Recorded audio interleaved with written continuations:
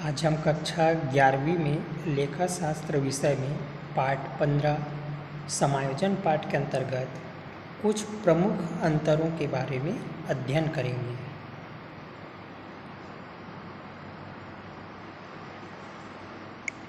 आज हम सबसे पहला अंतर देखेंगे, अदत्त व्यय एवं पूर्वदत्त व्यय में क्या अंतर है।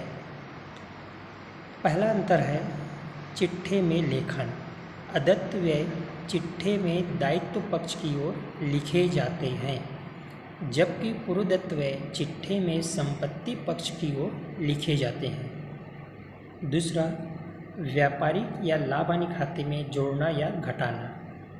अदत्त व्यय जो है वो व्यापार या लाभ हानि खाते के संबंधित व्यय में जोड़कर दिखाए जाते हैं या पृथक से दर्शाए जाते हैं। जैसे मजदूरी और अदत्त मजदूरी दिया है तो व्यापार खाते के विकलन में पहले मजदूरी लिखेंगे प्लस अदत्त मजदूरी लिख करके दोनों राशि को हम जोड़ करके राशि कॉलम में लिखेंगे। इसी प्रकार पूर्वदत्त व्यय जो है उन्हें व्यापार और लाभ हानि खाते के संबंधित व्यय में से घटाकर दिखाए जाते हैं। तीसरा है समायोजन। समायोजन करते समय संबंधित व्यय खाता नाम तथा अदत्त व्यय खाता जमा किया जाता है, जबकि पूर्वदत्त व्यय में समायोजन करते समय पूर्वदत्त व्यय खाता नाम या विकलन तथा व्यय खाता जमा या समाकलन किया जाता है। चौथा, संबंध। अदत्त व्यय इनका संबंध चालू वर्ष से होता है, जबकि पूर्वदत्त व्यय का संबंध अगले वर्ष से या आगामी वर्ष से होता है। पांचवा, भुगतान। अदत्त व्यय राशि का भुगतान करना बाकी रहता है, जबकि पूर्वदत्त व्यय का भुगतान पूर्व में या पहले से ही कर दिया जाता है। तो इस प्रकार से आज हमने देखा अदत्त व्यय और पूर्वदत्त व्यय में अंतर।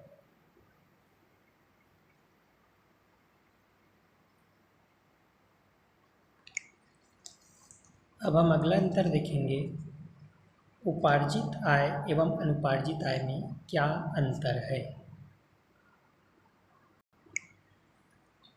उपार्जित और अनुपार्जित आय में निम्न अंतर है। पहला है चिट्ठे में लेखन।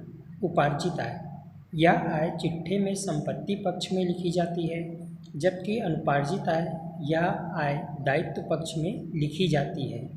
दूसरा है लाभ हानि खाते में।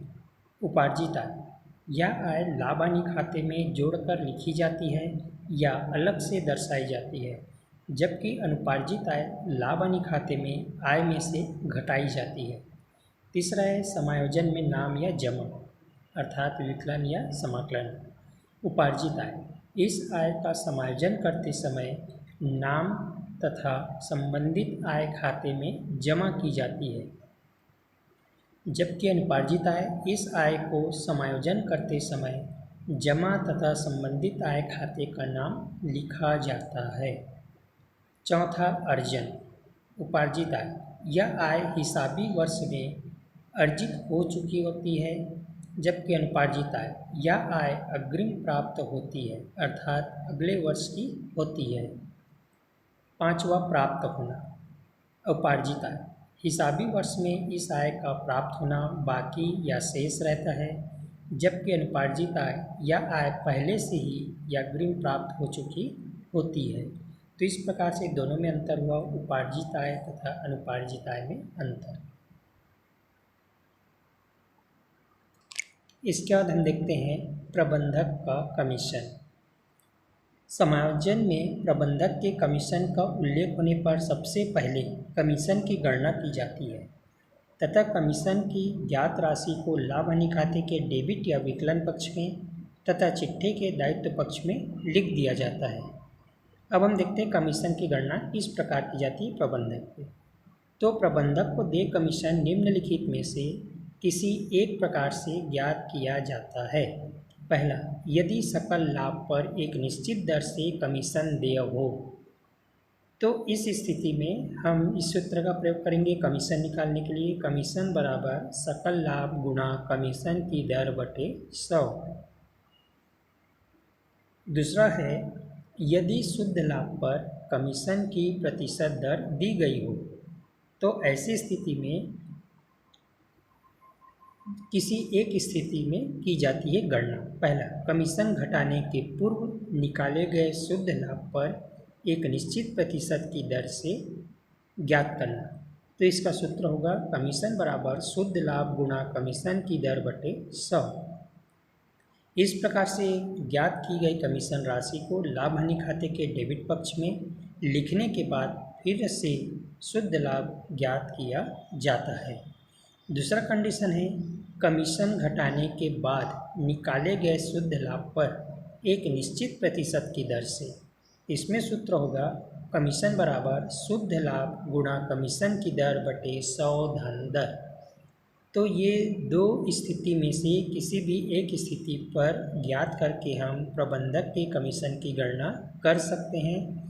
जब कमीशन घटाने के पूर्व निकाले गए शुद्ध लाभ पर एक निश्चित दर से ज्ञात करना हो या कमीशन घटाने के बाद निकाले गए शुद्ध लाभ पर एक निश्चित प्रतिशत की दर से कमीशन ज्ञात करना हो।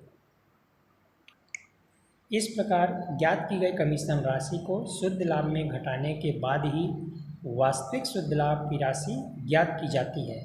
इसकी समार्जन प्रविष्टि है प्रबंधक का कमीशन खाता विकलन प्रबंधक के अदत्त कमीशन खाता से। नरेशन होगा प्रबंधक के कमीशन का समार्जन करने पर।